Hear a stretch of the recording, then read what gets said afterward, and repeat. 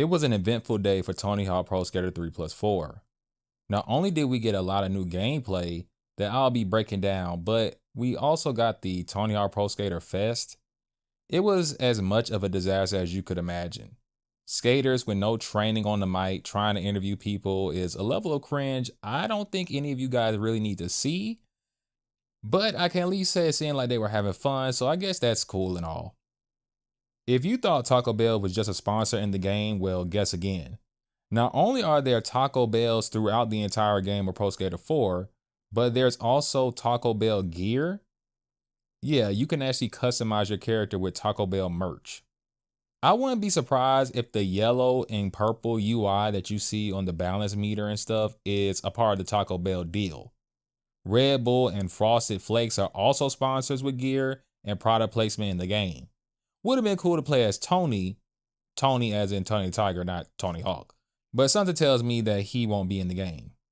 Right when the event pops off, they mentioned that rumors would be dispelled, and I got my hopes up. I thought they were going to announce something about, the career mode or anything like that, but what they did address was that Bam will be in the game. Now, you can tell during the interview, they played like a little clip of his gameplay, and it really wasn't his gameplay. It was just him getting scanned in. Bam being added was clearly a late addition. So the rumors about Tony calling up and saying add Bam is probably true because, like I said, there's not even gameplay footage of his character yet. It is cool to see that he's going to be in the game, and he seems to be doing well for anyone that knows his story. But what about career mode? Did they address anything with that? Well, I'm going to go ahead and tell you, no, they didn't. But there's so much new footage that they dropped. I'm going to tell you what I gathered. And some of it is very interesting. For starters, there will be money and hidden decks returning.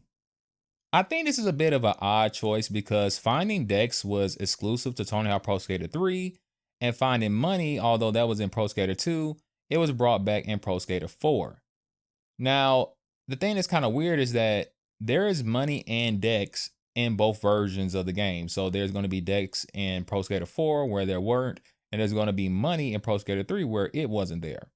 The reason this is kind of weird is because how will unlocking items work? Do you have to find the deck to then buy it? Or do you find the deck and you don't have to buy it? Are there only certain decks you find and the other ones you got to buy? Well, we won't know until the game comes out, but I think it's a little interesting how they're going about doing this. I like the fact that they're both here because I was wondering how they will handle it. And if I had to guess, I'm pretty sure they're going to put the challenges from Pro Skater 1 and 2 Remastered in this game, and that's how you earn money in that game. I don't think they're going to have so much money in this game that you'll have to collect it all. So I'm sure those challenges will still give you cash. Now, this is kind of a stretch, but I'm going to show some evidence of this. We were all wondering how Iron Galaxy was going to fit the 2-minute format in the Pro Skater 4 levels. We all know that the Pro Skater 4 levels are a bit bigger than the games before it. Well, call me crazy, but as I was watching the gameplay, something seemed off about the Pro Skater 4 levels. They look authentic, but something about them just seemed a little too tight, too compact. I don't know why I felt this way, but I did a little basic measuring, and this is what I gathered. Check out this area in college. The stage is a lot longer and wider in the original version, and it seems like these bulletin board type things are closer to the player in the same position in the new version. Looking down from the clock teleport, you can see that the bulletin boards are further ahead, and looking at the start of Alcatraz, it looks like it's wider or the draw distance is longer in the original. I'm not really sure, but it just seems more spacious in the original. Now, measuring this sidewalk and measuring these stairs at the same point, you can clearly tell that it is longer in the original game.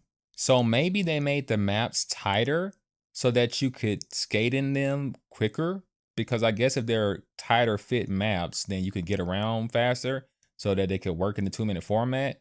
Or maybe I'm just insane, who knows? But from what it looks like, the maps are the same map, but just more tight fit than they were before.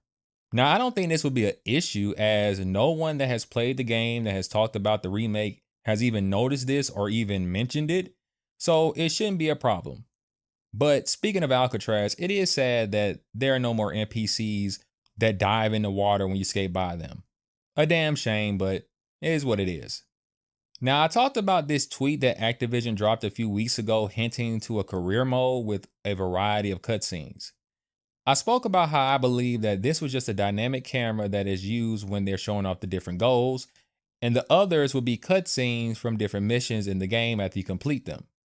I knew I was right about this, and after seeing the new footage, it basically confirms my suspicion. I stand by what I said that I believe that making that tweet was a mistake. Fans are still upset about Pro Skater 4 having the 2-minute format, and trying to manipulate the customer is just wrong. What I can say is that the people who had the chance to play it said that they had a great time. The 2-minute format works in Pro Skater 4, and they didn't feel like anything was missing. This obviously won't matter to anyone that just simply wants the original experience. So no matter what I say or no matter what anybody else says, you guys just won't care. But if you were wondering, is it still fun? Is it still good? People are reporting back that it is. To the point that even people who were disappointed are now saying they're not so disappointed anymore after getting their hands on it. Now, I saw something that I found to be completely strange for this remake. On Alcatraz, there was a mission in the original game where you had to sketch a cart while listening to this ranger speak a mile a minute about this evil ranger on the island. A mission like this seemed like it would be cut, but it may actually still be here. I don't really know if this is going to be a mission or this is just something you can do, maybe an Easter egg of some kind, but he's still here. The ranger is still in the game. When you get close to him, he'll begin to speak, and you can even sketch the cart, and it seems like he takes you on the tour like before. Now, like I said, I'm not sure if this is an actual mission or just some Easter egg in the game, but they kept him in. And the cutscenes. Now, Pro Skater 3 and Pro Skater 4 both had cutscenes.